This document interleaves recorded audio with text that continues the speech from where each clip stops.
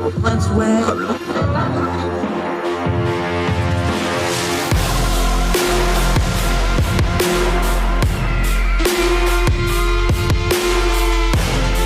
With your host, Andrew Donaldson. This is Heard Tell. Welcome back to Heard Tell. Okay, we talk about turning down the noise of the news cycle. Here are two stories that are utterly ridiculous, stupid, and a waste of everybody's time. But since people want to keep talking about them, we're going to cover them briefly just to show you that you don't need to. Story number one. Donald Trump was photographed and videoed walking around and touring and riding around on golf carts on his golf property in Northern Virginia outside of D.C. Now, he flew into D.C. somewhat unannounced, so of course, the internet, doing what the internet does, came up with all kinds of theories on why he would be doing so. And the fact that he was riding around his golf course without any golf clubs and without golf shoes and with a large contingent of about 5 to 10 people with him brought all kinds of scandal, like he was having some kind of big conspiratorial meeting. Well, maybe he was, but may I point you to the fact that he was on a golf course. And despite people pointing out and trying to falsely say that there was a bunch of well-known political leaders like Sean Hannity, like Newsom, like other people, and it turned out it wasn't. It turned out these were just his golf course guys. And he was doing what a real estate guy does. He was riding around his golf course, pointing out things he wanted checked, wanted fixed, wanted worked on. Don't believe me? Maybe you'll believe a fire-breathing right-wing radical like Keith Olbermann. Well, wait a minute. He's one of the former president's harshest critics. And he even said, and I'm quoting him here from Twitter, "I hate to spoil everybody's fun, but clearly the men with Trump at the golf course are not political figures or lawyers. They're his golf course executives. He used to do this crap at his building when I lived there. He points at stuff and he wants it fixed. It makes him feel big. I mean, all the IDs, that's Hannity, that's Nunez, that's the new lawyer, are wrong. One of those guys is Larry Glick. That's his VP of golf." Not that the New York Post is a real newspaper. This is Keith Olbermann I'm quoting here. But Trump holds a quote-unquote mob summit and makes sure he's videotaped flying to it and attending it. They're doing golf. Could be looking for barrel plots or something, but it's golf. So maybe Keith Olbermann, probably the first time I've ever retweeted and agreed with him on anything, has a point. It's just golf. Everybody calm down. Another Donald Trump story that's been absolutely ridiculous and loud in the media. Donald Trump, this is the Daily Beast headline, Donald Trump is not invited to the Queen's funeral, and Joe Biden might have to take a bus. Okay, everybody just stop for a second. Our friend Sarah Stuck already pointed this out. They have a very limited amount of room, and the transportation and logistics to do the Queen's funeral are an utter nightmare. They're doing it in downtown London. If you've ever been to Westminster area of London, there's not a lot of room down there, okay? And it's in the very heart of the city. So they're talking about the heads of state can't all take their own state cars. They're going to have to take buses in to do this. Now, President Biden is not going to be on that bus. The Secret Service will never allow that. They're going to make some kind of an accommodation for him. The point is there's only so much room. There is not a delegation going to this. They only had 2 invites. That's Joe and Jill Biden, the president and first lady. No, Donald Trump wasn't going to be invited. He was never going to be invited. Neither was former President Bush, former President Obama, former President Clinton, or former President Carter, who's probably not well enough to travel that far anyway. Point remains, he was never going to be invited. This is a stupid story. This is the news media putting Trump's name in the headline because it gets the clicks, both the hate clicks and the like clicks. This goes to something we've been telling you all along. Donald Trump, whether he's the president or not, even if he is the president, even if he tries to be the president again, should not be the center of your news media intake. If you center everything on one person, no matter who it is or what it is, but especially if it's Donald Trump, that's all you're ever going to get. And all you're going to get is backwash, overflow, flotsam, and jetsam related to them. And it doesn't really matter if you're pro-Donald Trump or anti-Donald Trump. If you're dominated by Donald Trump, you lose all the important things we talk about on this program. You lose perspective. You lose an ability to see the bigger picture. You lose your perception of what the rest of the world is going on, and you wind up down in a hole where everything is Donald Trump related. Don't do that. The media, especially the news media and the print media, loves Donald Trump because he's been one of the greatest things for the news media business in the history of the news media business. So they throw his name on stuff like this because he knows we'll eat it up with a spoon.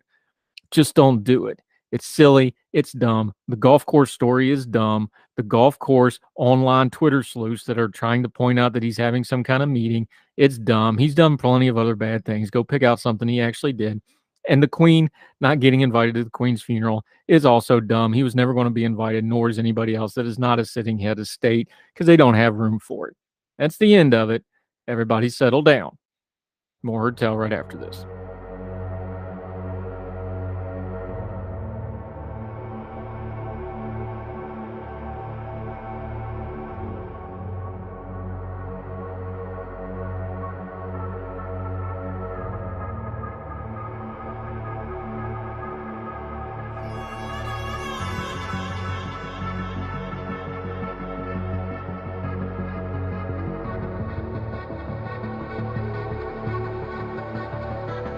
Okay, welcome back to Heard Tell. An important metric on the economy is out the Consumer Price Index. That is one of the measures of inflation and prices in the economy.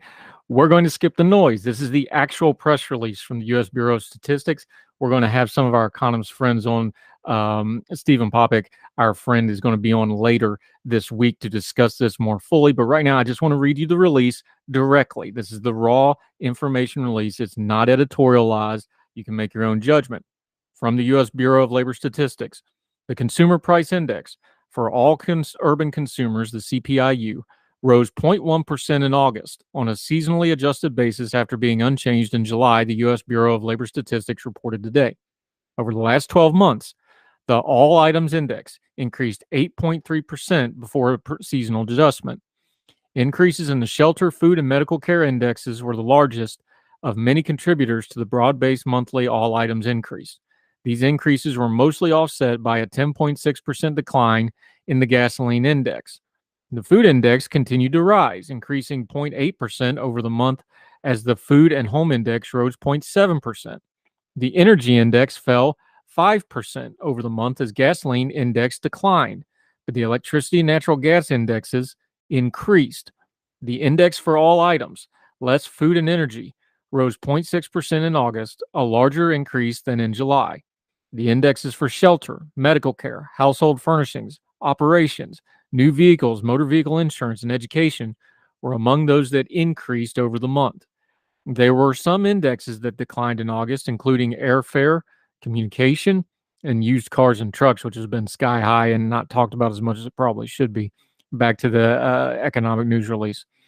All items indexed increased 8.3% for the 12 months ending in August, a smaller figure than the 8.5% increase for the period ending July. The all items less food and energy index rose 6.3% over the last 12 months. The energy index increased 23.8% for the period ending in July. The energy index increased 23% for the 12 months ending in August, a smaller increase than the 32% increase for the period ending in July. The food index increased 11% over last year, the largest 12-month increase since the period ending in May 1979. Now, what does that all mean? That's the raw data. Gas prices have gone down, but they're still 23% higher than they were a year ago. Food prices are almost 33% more than they were a year ago. And the food index is the largest it's been for a one-year period since the late 70s. People are still hurting out there. It's not getting catastrophically worse, but it's not really getting better either. And folks were hoping for a little bit better economic news.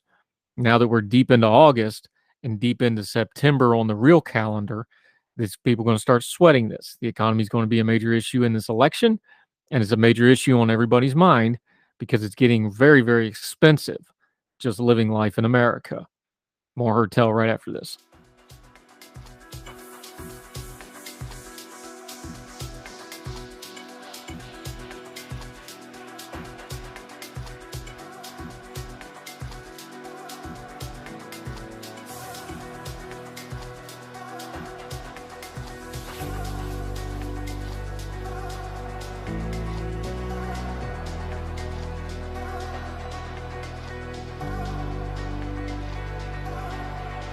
Welcome back to Heard Tell. Okay, new face on the program. Thrilled to have him. deep in the heart of Texas, but he's from Louisiana. We're going to talk about that in just a minute. Eugene Ralph Jr., not to be confused with Eugene Ralph Sr. That's why it's there. How are you, my friend? Glad to have you today. Very well, very well. Actually, very happy after the Cowboys lost yesterday. As you know, as transplants, we always have to root for our actual home team. Good man. I'm with you. I'm always my favorite NFL teams, whoever's playing the Cowboys, so I'm with you. Let's start right there, though, because on our show, we talk about turning down the noise. We're going to talk about the economy here, which is always a buzzwordy thing, and there's a lot of politics involved. Perspective is important when you talk about a complex issue. Start with your perspective, because I think it's important to know where our friends come from here. You're in Dallas, but you come from Louisiana. That changed your perspective on things, not just politically, but life and culture and everything else. Start there as a way of introducing yourself to the folks listening. Your perspective is very much shaped by that, isn't it? It is. I mean, it's definitely, first of all, when you're talking about food, I mean, it's hard to compare any place. Whenever I'm going anywhere, I'm always comparing it back home, and it never really measures up. But, in the whole culture as a whole, I mean, Louisiana is a very unique part of the South. And of course, there's even differences within Louisiana, but comparing it, between here and Texas, you start to learn that there's a defined kind of way that Texans really kind of move and live their lives that really it contrasts with Louisiana. Even in the South, it's a little bit faster. It's a little bit bigger scale. As they say, everything's bigger in Texas, but unfortunately, that includes things like corruption. So whenever we're talking about economic issues, that definitely comes into play in a state like Texas. Yeah, I can confirm. I spent a couple months in Alexandria, Louisiana, and there are some we'll call them special people in son-in-law. Very unique culture down there, even apart from New Orleans and upstate and the other parts of Louisiana. Fine folks, though. Talk about that right there, because I think something we don't talk enough about when it comes to the economy, how much the government bureaucracy, how much corruption's an overriding term, but bureaucracy and corruption go hand in hand. The growth of government and the economy, and then we're going to talk about the recession, and we're going to talk about things like that. There's no way to untangle all that, is it? Because government grows, bigger the government, the more corruption, the more waste, the more fraud, the more abuse. That does affect our economy. It has real world implications. It's not just a buzzword on Twitter that we throw around. Absolutely. And see, actually, this is one of the main things I like to bring up whenever we're talking about economy, especially as it relates to government regulations. See, the issue is that whenever you introduce the government into an economy, through whatever kind of forces it wants to basically put in, be it through the monetary system, be it through, regulations of an industry, the distortion that it has from that point going forward, it's basically impossible to ever disentangle, the government from what is private sector actors actually acting rationally, so that we can never actually just look at an economy with government acting and say, what is really the free market's will here? Because it's impossible to say where the free market decisions start and where the considerations of government completely stop, because most of the stuff is completely unconscious. It's unconscious, and the other problem is because we have representative government, we don't pay attention to the economy except at Christmas and when gas prices spike. Now, COVID was an exception because we had, shortages and shutdowns and things like that. So that was a little bit different, and people kind of got a little bit of an education on regulations and supply chains and things like that. But outside of that, the truth is the American people just doesn't pay attention to the economy unless it's hurting them particularly stressful. Isn't that part of the problem here too? Yeah, I mean, definitely whenever we're talking about recessions, I say a lot that recessions for the average person is just synonymous with bad times. And that's what they mean whenever they start noticing that, prices are going up, that it's getting harder to pay their bills, that their wages aren't seeming to catch up with, and their portfolios are starting to seem to drop. This is what recession means to most people. So, I mean, it is true that a lot of people aren't paying attention to it. And of course, I don't really actually have any negative feelings towards these people. I would say that the preferable situation is one where people don't have to pay attention to these things. I think it's generally unconscionable that everybody has to essentially be an expert on market forces in order to make sure that they can keep their heads above water these days. Yeah, and it's too complicated a term, talking to Eugene Ralph Jr. The problem with the economy is it's a math-based thing. It's very, very complicated. There's different disciplines inside of economics. It's too big for even the people that do it full time, they have specialties in it. They don't cover the entire economy. So for the average person, they got no chance of understanding all this stuff. What's a better way for us to kind of address these things? Like, you say recession, everybody just goes, ooh, bad, scary word, things are going to get ugly. Or they hear things like, housing downturns, which it looks like we might be heading towards. Or they see things like gas prices. What's a better way for us to discuss them that avoids that kind of buzzword stuff where it just kind of goes over everybody's head, or the math where it just rolls my eyes because I'm not good at math. I'll admit it. I don't like math. It doesn't like me. We've learned to live with each other. What's a better way to talk about it, though? Because there's got to be a gap between that before you jump to the politics side of, hey, this is a nuts and bolts thing. We all have to buy stuff. We live in an economy. We work together. We got to be able to discuss this somehow, yeah?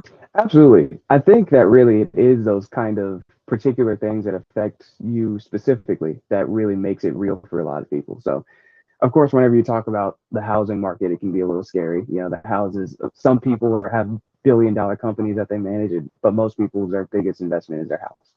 So it can be a little bit frightening whenever they start talking about housing values going down. But I think that this is actually one of the good ways to actually kind of get into the topics and the discussion of saying, how is it that what the government is doing is affecting you? It's things that people can actually look at, they can feel, they can touch it. They know generally how these things operate. So there are some things that are always going to be a little bit high level. Like if I'm trying to explain to you how the prices of an avocado tariff is affecting, the deliveries of the whole produce market, then that's going to be a little bit difficult. But especially in a situation like now, everybody can understand that, oil prices skyrocketing is going to mean that everything becomes more expensive because everything requires energy. Yeah, and you wrote about this when your piece in the Daily Bell. We're going to link to it. Y'all need to go read the entire thing. It's also got some good information linked inside of it. You decided to make a lot of friends and write a piece entitled "A Recession is Necessary," and then you tagged it "Though Unwelcome" to cover yourself a little bit. Start right there, though, because folks may not fully understand. The economy is like everything else. It's got a rhythm and flow to it. There's a circadian rhythm to it. It can't stay up all the time. It can't be down all the time. It has to have some movement to it. But we also understand politically, it's musical chairs where the people that are in charge, they don't want that down period to be when they're in charge, right? This is the core conflict here of we need to have downturn periods, but then we start tinkering with the economy to try to pick and choose where that is. And that's where we start getting into making bad situations worse. Yeah, you're absolutely right. I mean, we see this happening pretty regularly in American history. Of course, everybody remembers the Great Depression, and a few Austrian economists will be happy to remind people that the Great Depression was only so great because the government refused to actually let the economy be depressed for very long. The Great Depression, just like most recessions, would have actually cleared up fairly regularly, but the recovery took years, not because of the war effort, but primarily because the government had decided that it was essentially going to take complete control of the economy in order to make sure that they could take credit for the recovery. The same thing happens all the time in recessions, but whatever we're having, what it really is a recession in economic terms, of course, for the regular person, like I said, it just means bad times. Really, if you're talking about the whole economy, there's a perfect example that comes up a lot if you talk about, say, a home builder, right? And there's credit in the economy that makes him think that there's, say, 20%, 40% more materials available to build homes than there actually are in the economy, right? Because the pricing signals are completely messed up because nobody's actually buying on their own investment or on the near investment of somebody that's taking a personal interest in the company, but that there's a lot of credit floating around. There's a lot of fiat being floated around such that the prices don't necessarily reflect the actual scarcity in the market. So years down the road, a home builder finds out that, oh, okay, I don't actually have nearly half of the materials that I need to complete these projects. But still, many of them are not actually finished. There's only a portion of the homes built. And so he essentially loses his shirt because he can't actually cover all the expenses whenever the bill comes due to say that we actually need to correct the price signals. Yeah, it's funny because like a couple months ago, I actually was pricing a fence for the backyard. I got 4 dogs and a bunch of teenagers. We need some fencing around here. They wouldn't even quote me a wood fence. And they're like, it's too expensive. It'll take too long to get it. So we just stopped quoting it. We haven't quoted wood in over a year now. And it'll probably be 2 years before we quote wood again. So I'm sitting there trying to figure out people building houses. I forget the number, but it's something like there's 26 different trades that go into house building, and that's why housing is such an economic indicator.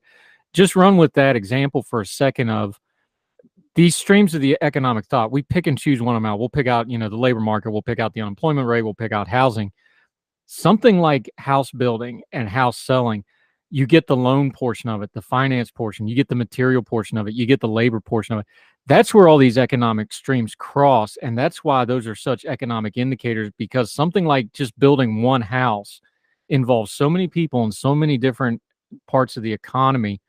Those are really the things we need to be paying close attention to, isn't it? Absolutely. I'm really glad that you bring that up. A lot of people, we all understand that, houses, they go up, right? And a lot of times we kind of see the development happening, somewhere in the distance. We notice that the land is being cleared one day, and then the next day, there's 500 brand new shiny homes. But yeah, I mean, there's a lot of trades that go into it. So it is a very good indicator of how a lot of labor is actually being affected, and also a lot of producer prices on materials. So it is the kind of thing that people should pay attention to. Of course, people already do, so I don't need to tell people that you need to start paying attention to the housing market. Of course, their 401k pays attention to the housing market. And of course, the Federal Reserve pays attention to the housing market, though we would wish they might stop a little bit. Yeah, especially with interest rates going up, people are going to pay very close attention, especially if they don't have a locked-in interest rate. Eugene Ralph Jr. joining us. We're going to take a quick break. We're going to dig into this piece that he wrote a little bit more. Why a recession is necessary, why we have trouble talking about grown folk things like, hey, sometimes you got to have bad times to get to the good times. He's also got a couple really good one-liners in here we're going to talk about. He uses the term ratchet in a sentence that I just absolutely love as a writer. We'll point that out to him. From Texas, Eugene Ralph Jr. joining us. Heard Tell continues. Enjoy.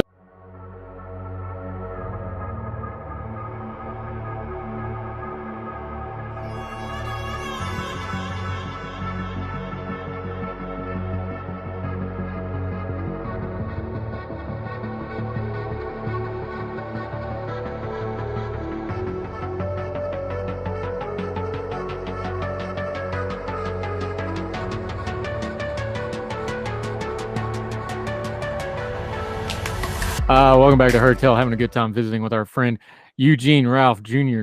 joining us from Dallas, Texas, talking a little economy. All right, so you're a Band-Aid off kind of guy. You just went there. You said, look, a recession is necessary. Why do we have trouble with grown folk conversations like this? Because I know nobody wants to have hard times. Nobody wants to have an economic. Nobody wants to see anybody else suffering either. And we understand the lower the classes, the more they suffer in a recession. But these things economically, we know, good times don't last. You're going to have down periods. Why do we have such a hard time just culturally discussing something that, like we talked about, economics is a math problem. It's a mathematical certainty. These things are going to happen from time to time, but we can't seem to discuss it like grown folk, can we? Well, no, but I mean, it's like you say, nobody actually wants to go through the process of pain. I'm not saying that anybody should necessarily be looking forward to a recession. My hope is just that people can prepare as much as they possibly can, which, again, is becoming increasingly difficult because of the way that the government has been meddling in the economy. But it makes it even more important for people like us who are really paying attention to these things and are actually willing to be honest with people to say that, hey, things are going to get tough. But just like whenever you break a bone, the doctor actually has to set it. The longer that you wait, the more damage you're going to cause. Yeah, and you took on the debate about whether we are or are not in a recession. In one way it really matters, in another way it really doesn't. But you talked about that part of the debate. The metrics aren't exactly really good metrics to work off of. You talk about things like GDP. Mm-hmm. You talk about economic yield. We talked about housing a minute ago. When you sit down to look at these things of whether the economy's doing right or right, everybody's confused because we have a labor shortage and we have low unemployment. That's just blowing everybody's mind, right? When you're looking at this, what's the indicators you're looking at to really see, are we in a healthy place? Are we not in a healthy place? Are we backing off from the cliff? Are we doing the Wile E. Coyote where we're already over the cliff and need to step back before we drop? Yeah, well, we've been running further and further away from the edge of the cliff for a very long time. So really, whenever we're saying what kind of indicators are we looking for, I think I actually did talk about in the article that when it comes to GDP, it can basically never really tell you whether or not the economy is doing well, but it can tell you whether or not the economy is doing poorly, because it's always going to be it's always going to be influenced in the positive direction by government spending. So government contributes to GDP. If GDP is negative, then that means that even with all the government spending, the economy is actually not very good right now. It kind of gives you an idea like that. But beyond that, I really do basically go on the idea that is the average American thinking that things are getting harder. As far as economics go, I might be a little bit perverse in the sense that I don't really believe that we should be looking towards a particular indicator on paper to say, is the economy good or is it not? My only concern is whether or not average people are actually having a good or bad time about the economy. Do we need a better definition than just good or bad? Because we have a big pluralistic society. We can have whole sectors of the economy doing great during a depression. We saw that historically. We had the Great Recession, they called it, in the late 2000s. There were sectors of the economy that did gangbuster business, even though the housing market collapsed. Do we need better terminology here of good and not good? Because we have such a diverse, large economy, not everybody's hurting, not everybody's doing well. Do we need a better way of kind of divvying that up when we discuss it for the masses, for lack of a better term to put it? I definitely see why that would come up, especially, we have the same sort of discussion whenever people talk about GDP, because certain industries can contribute pretty significantly. So, say everybody talks about that, Wall Street is going gangbusters, even as Main Street is clearing out and we're losing manufacturing. So definitely there are certain sectors that might actually do very well, even if the economy overall is doing poorly. But I think at the end of the day, if we're talking to, the average person, we can't really spend a whole lot of time explaining to everybody every single economic indicator. I really do think that there's uncanny usefulness in actually just finding out what the sentiments are of the average person in the country. Now, this brings it to the political part, though, and you touched on it in the piece. Policymakers, this is you, I'm quoting you, have a brief period to disseminate realistic forecasts for the economy. Now, they're not going to do that. No. Because part of the gig when you're, let's just say the president, and the president gets too much blame and too much credit for the economy. It's just whoever's in the seat, that's the deal. But the president and Congress and the national leaders, they play musical chairs with this, and I don't blame them. I'd probably do the same thing. They just want to try to keep it good if it's good. If it's bad, they just want to blame the last guy or the guy coming next to try to keep blame. It's always going to be that way. But like we said, there's a nuts and bolts part to this economy stuff. I think they have an obligation to be more realistic with the information they're giving. I'll give you a good example. Biden with the gas prices. The comm shop for the White House was terrible on the gas prices stuff, because it's like, well, if you're not going to take part of the blame when they came up, you're not going to get the credit when it goes back down. You didn't have to come out and say, well, it's all my fault. That's not going to happen. But wouldn't it have been better just have some realism? Like, yeah, gas prices are high. There's not a lot we can do about it right now, but hang in there. They're going to come down eventually, blah, blah, blah, blah, blah, wordy. That would have sounded better. And then when they come down, you get a little bit of the credit for it. Not, well, it's all Vladimir Putin's fault. And like, oh, this is all my gain now that it's dropped.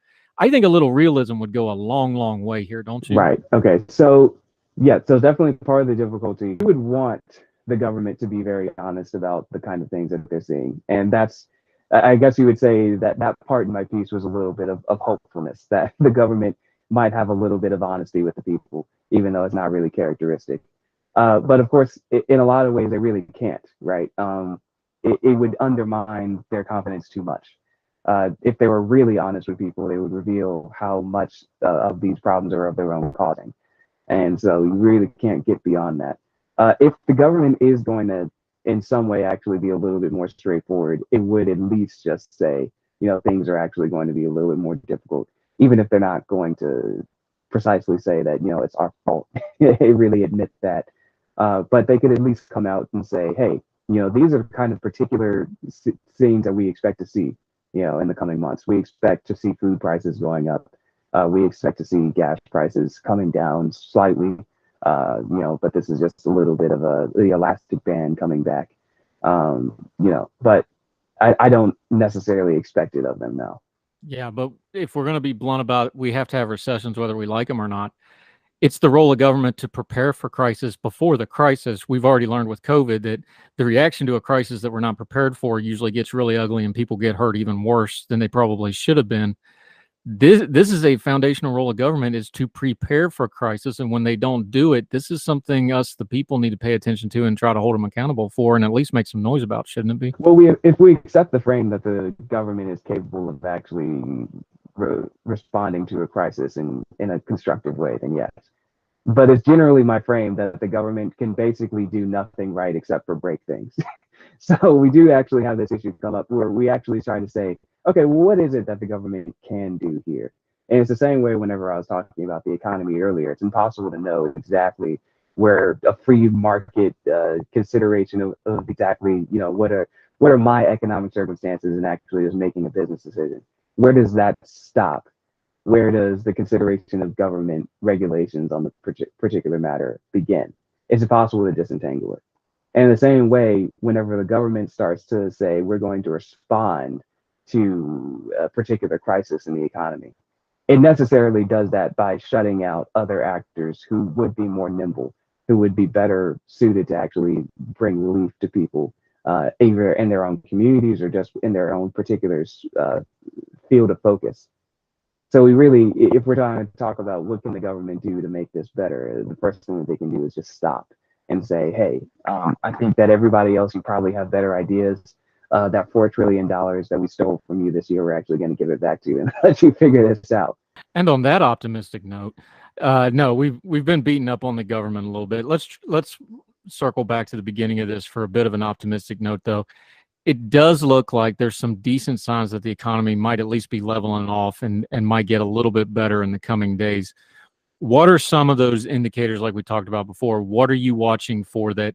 I know inflation's kind of at least leveled off for the moment. Gas prices are coming back down a little bit, although they're still high comparatively. What's a couple of the things you're watching for to be like, okay, here's some light in the tunnel that we can actually look at, and it's not just a train coming at us? Well, I do want to say I don't want to consider it a light in the tunnel just yet. I will say at the very least, the rate of our decline has slowed significantly, right? So of course, whenever things were really first getting going, when the money printer was going at full bore, and when basically all energy production had ground to a halt for a moment, things were looking pretty dire in the very near term.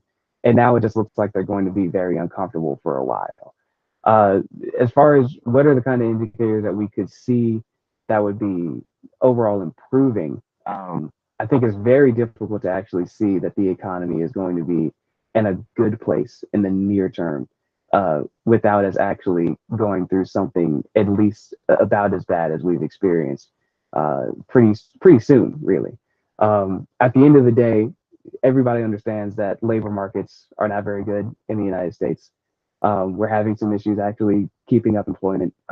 Employment participation rate is dropping, is pretty low. It's unfortunately low. So as far as actual, we're looking towards what is the actual health of an economy? It's capital accumulation, it's production, and we're just not seeing very much of that right now. This is the biggest problem, right? Is that people actually being able to save. The people's savings rate is extremely low. It's almost zero in the United States. So until we actually start seeing that being able to improve, then we're not really in the place that we should be expecting it to turn around at that point. Yeah, and the personal savings, when you combine it with the level of personal debt, is a very bleak picture. We'll have to get into that some other time. That old, if you needed $500 today, could you get it? That old metric. Another topic for another day, my friend. Eugene Ralph Jr. joining us. Okay, we've been holding the government accountable. We've been pretty rough on them. Friends hold friends accountable. We got to talk about your Twitter feed right quick. You tweeted, and I quote, "If King Charles's only contribution is turning public and political opinion against aggressive modern architecture in his reign, will have been a smashing success." Eugene Ralph, defend your tweet, which I agree with, by the way. This. Look, I hate modern architecture. There's a popular meme that goes around that shows a recent or more recently built house. I think it was in the 1970s, very much of the kind of modern architectural sense of the time. And it's absolutely disgusting. It's the most horrible thing that you've ever seen. And then we have another picture of a house built in the 1500s. And of course, nobody back then who was building these vernacular homes was, classically trained in an academy for architecture, right?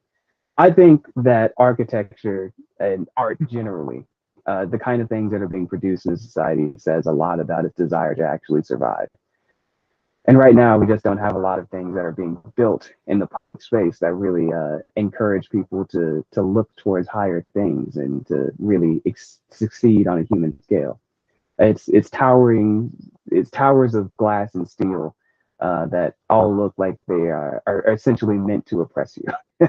Is the way that I look at it. So I would say that if King Charles, since he does have this kind of interest in a more classical architectural style, if he kind of reinvigorates that first in the United Kingdom and then hopefully in the United States as well, then I would begin to hail him as the king of ages. I am actually okay with the towers of glass and steel. My own personal architecture is I loathe with a passion strip malls. Oh yeah. I am absolutely I can't sit. We had our urbanist friend on talking about him the other day, and he agreed with me. I can't stand strip malls. They're driving me crazy, and every time I turn around, they're building another freaking strip mall.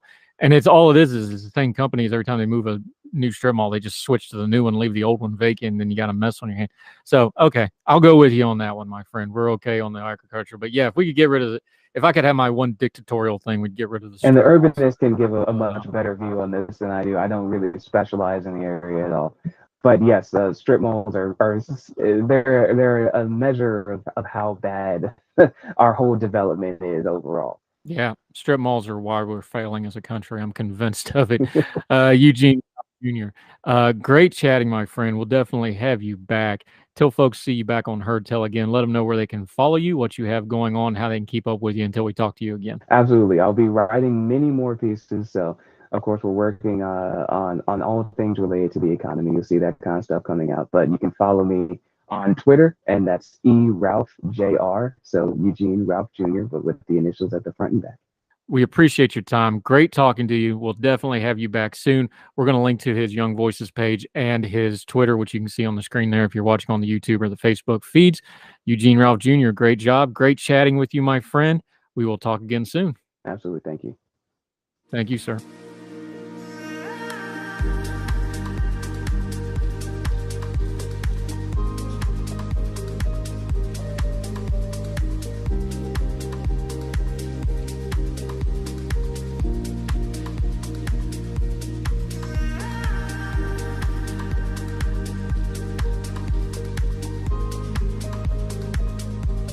Welcome back to Heard Tell. We've covered this story a couple times over the last year or so. We've had guests on like Mark Izagiri and others talk about the fact that down in places like the Rio Grande Valley and the border communities in Texas, Hispanic folks and Hispanic heritage folks are switching parties and moving to the Republican side. Now, this has shocked some of the Democratic folks, but there's an important lesson within this. We remember years ago, if you're old enough to remember this, demographics is destiny, the Democratic Party told us. But that's nonsense. Demographics are not destiny because demographics don't vote. People do. And people have multiple things that affect how they vote. And it's not just their demographics. Where they live has a lot to do with it.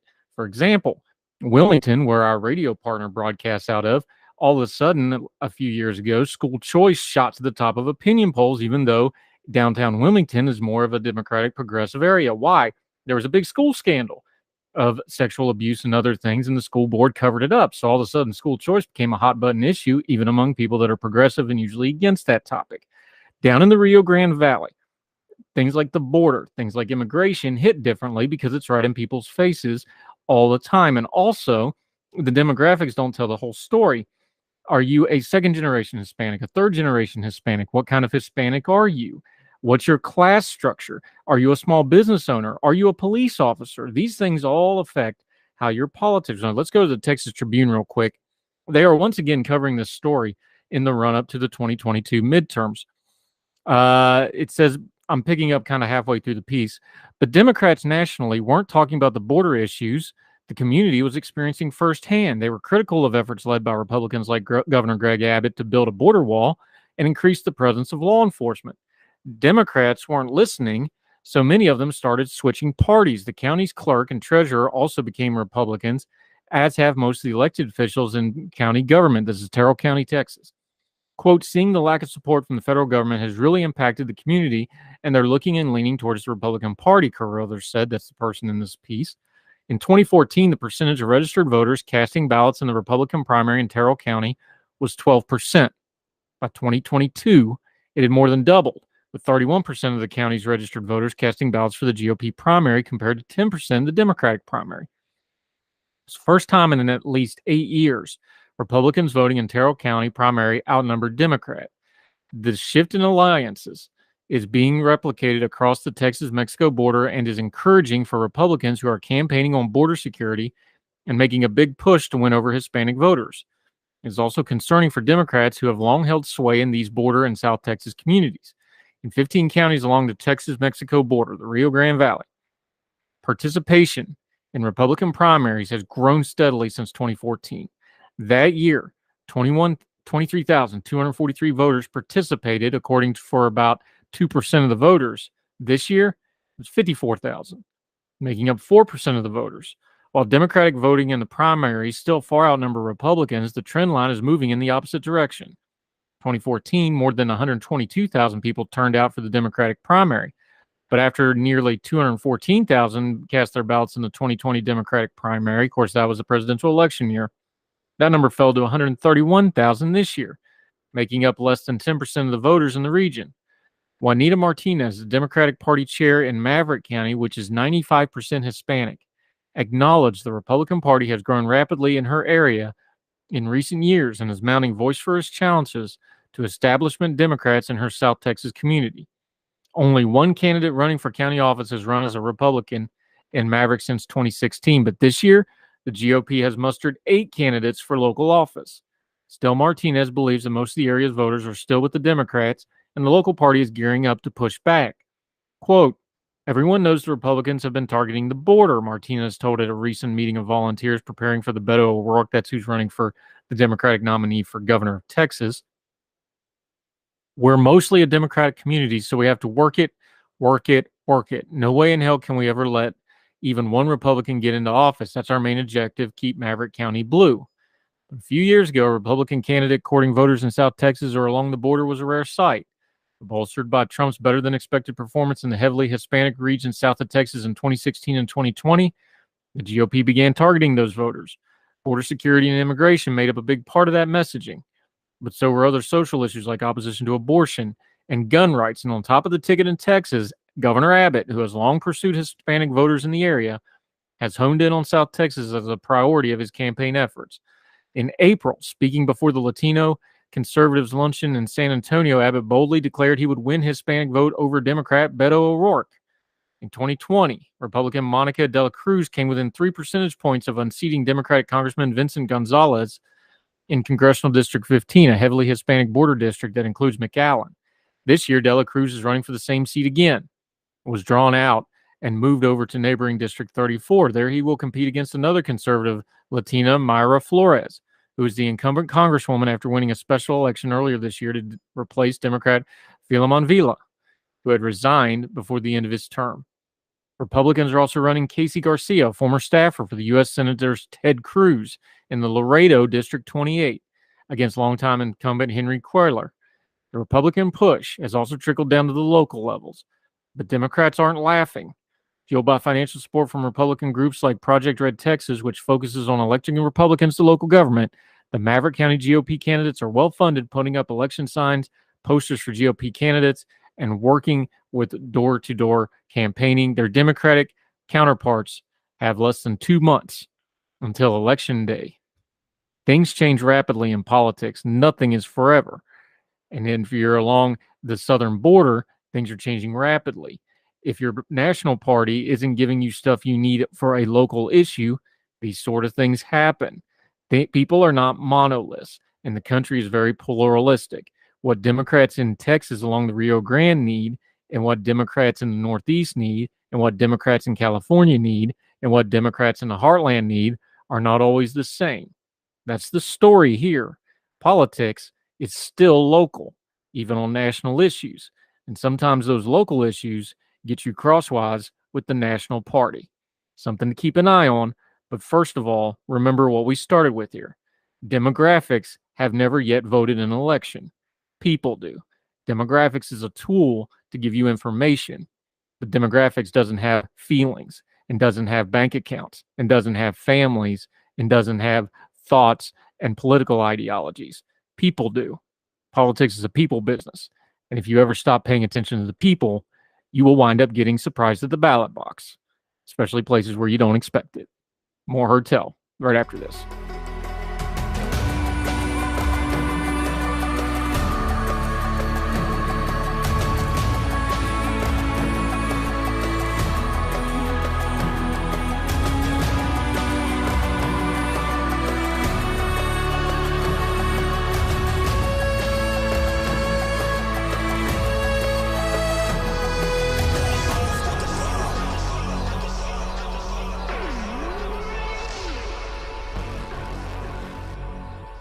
Welcome back to Heard Tell. Something a little lighter, something a little on the easy side to finish off the program today. This comes from our friend Keith Conrad. We use his news side quests frequently. This is from our friends Fox 5 DC. Jim Loki, we need to get him on the show. He said he'd do it. Do you talk to your plants? Nearly half of people who participated in a recent survey said they do, and it may even help a person's mental health. By doing so, this survey conducted in August by Trees.com asked 1,250 people in the United States about their plant talking habits. It found that 48% of people admitted to talking to their trees and or plants, and those that do, 1 in 5 say they speak to their plants every day. Many of those who speak to their greenery said they also some added benefits. About 62% of respondents say it helps their own mental health. 65% says it helps the plants to grow.